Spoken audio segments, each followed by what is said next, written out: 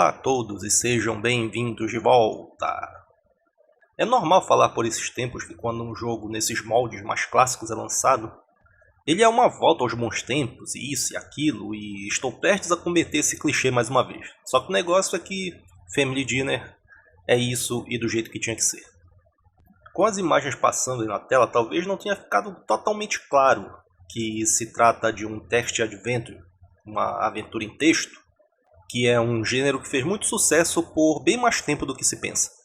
Um exemplo fácil de lembrar para a maioria das pessoas é o começo do Quero Ser Grande, quando o jovem Josh acaba congelado por milhares de anos e depois, como adulto, consegue resolver a questão e passa daquela parte do jogo. Ou então podemos falar dos seus representantes da vida real, onde o mais famoso é a série Zork, onde mais de 10 jogos foram lançados e a parte que eu não sabia, até agora pelo menos, foi que o PlayStation e o Saturno tiveram versões. Aí já tinham gráficos e uma interface mais visual, que também é de se esperar.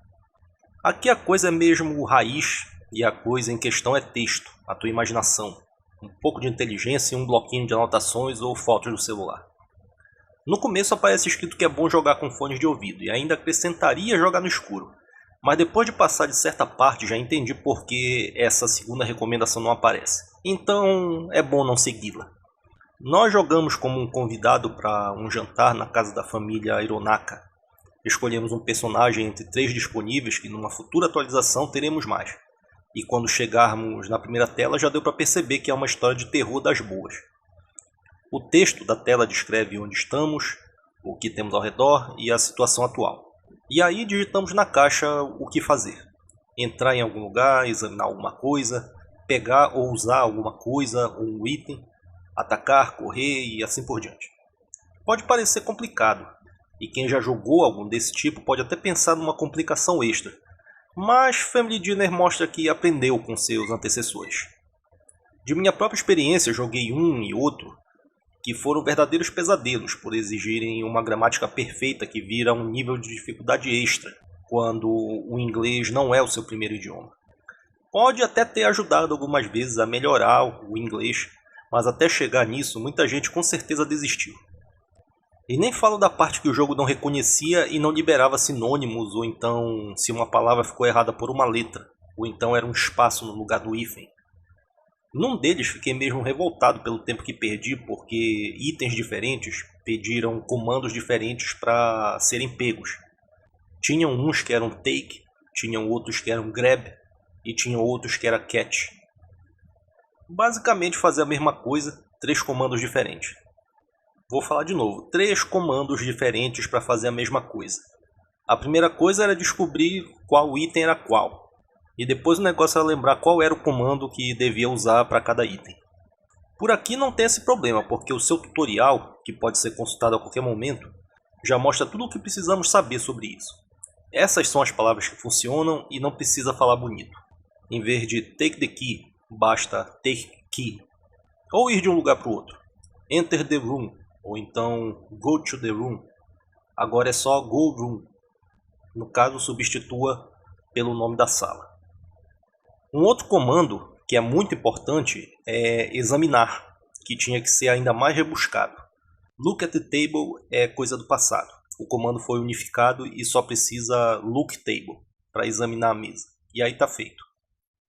E depois de toda essa simplificação muito bem-vinda, reparei que ainda nem cheguei no que é a verdadeira revolução, que é o uso de Ctrl+C e Ctrl+V. E acredite quando digo isso, porque o comando mais importante de todos, o look around, que é olhar ao redor para ver a situação geral do momento, é um que precisa ficar guardado no Ctrl+V. Ele vai te economizar bastante tempo ao longo de uma partida. É tão importante que seria até melhor se esse comando e algum outro que é frequente tivesse a sua própria tecla de atalho. E sim, o jogo aqui é todo digitado e não é a prova de erros. Isso também foi modernizado perto do que se fazia. E quando se erra alguma coisa, nada está perdido. Acontecia muito de escrever, naqueles antigos que eu falei, uma coisa errada e aí o comando desaparecia. Tu ficava por lá sem saber exatamente qual foi o erro. E talvez estivesse no caminho certo, mas por causa de um M no lugar de um N, ou então um toque na barra de espaço que não registrou, ninguém vai sair do lugar. Aqui, se o comando for errado ou foi alguma coisa que não pode ser feita, tipo entrar na chave ou pegar uma porta, ele não desaparece do prompt, e aí tu já entendeu que tem alguma coisa ali que precisa ser corrigida. Essa é também uma das razões que deixei o quadro do prompt borrado aqui na tela. Por um lado é para não entregar os comandos de cada cena e dar algum spoiler, só que também é para esconder os meus erros de digitação, que foram numa quantidade bem maior do que sou capaz de reconhecer. Mais erros do tipo só mesmo quando escrevo os roteiros. Se eu mostrasse aqui, ninguém vai acreditar que a minha mãe foi professora de português. Se parece que esse jogo vai ser um martírio, já pode mudar de ideia, porque ele vai ser uma experiência única. Digo isso no melhor sentido possível. Aprender os comandos é a primeira coisa, claro. Tem que saber como funcionam e qual o jeito de usar o que temos. Depois aprender a usar o mapa, nos situar para saber exatamente onde estamos, onde ir, qual o nome dos lugares para digitar direito a cada passo. E ter ao seu lado um bloquinho de anotações para ajudar a lembrar de detalhes que serão importantes para quando chegarem os puzzles. Esses também parecem mais complicados do que realmente são, mas como já falei, as dicas e as soluções estão por aí. Olhe ao redor, leia notas, examine estátuas, anote tudo. Tirar foto com o celular também vale, mas bloquinho é mais clássico. Não precisa também apertar um botão para acender e desenhar padrão para desbloquear o teu bloquinho e olhar aquela pista que foi anotada ainda agora. Uma vez que essa parte básica esteja dominada, a primeira coisa que se vai perceber é como a coisa flui de um jeito surpreendente. Entra numa sala, olha ao redor, examina coisas, anota uma pista que apareceu, pega um item, pega uma chave, e aí, passo a passo, as coisas vão acontecendo e o jogo anda. Nessa hora vem a parte que também é muito importante, que é usar a tua imaginação. Botar a massa cinzenta para funcionar também é essencial. E como vai ficar essa parte é ao gosto do freguês.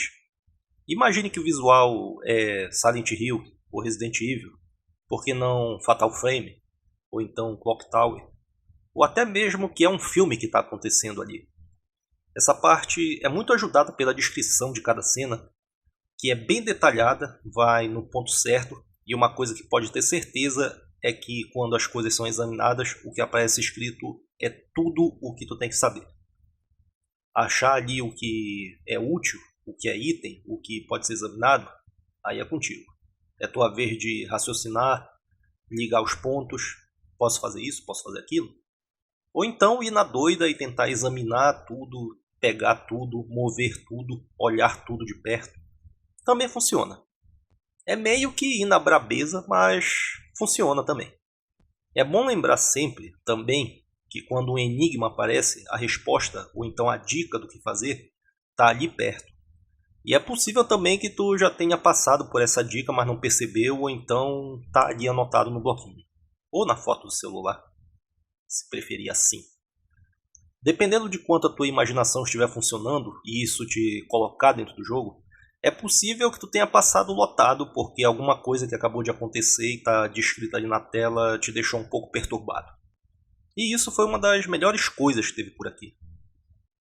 Primeiro é um convite para uma mansão que parece abandonada, depois tem os detalhes da história que são descobertos, tu chega numa sala, escuta passos lá fora.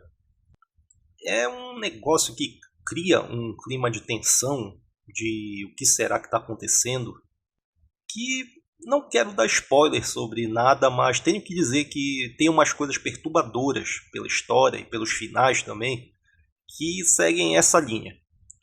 E como tem vários personagens, o replay é garantido. E tá aí, Family Dinner é uma produção Boto Alien, daqui do Pará, através dos trabalhos de Maiara Albuquerque e Caio Pereira. Está disponível no link do site it.io, que o link para achá-lo e comprá-lo estão aí na descrição do vídeo. E lembrando que no futuro próximo vai chegar uma atualização com mais conteúdo. Agora é só jogar e se divertir e se assustar bonito. Fico o agradecimento por vir aqui nos sintonizar novamente. Um abraço a todos e até a próxima.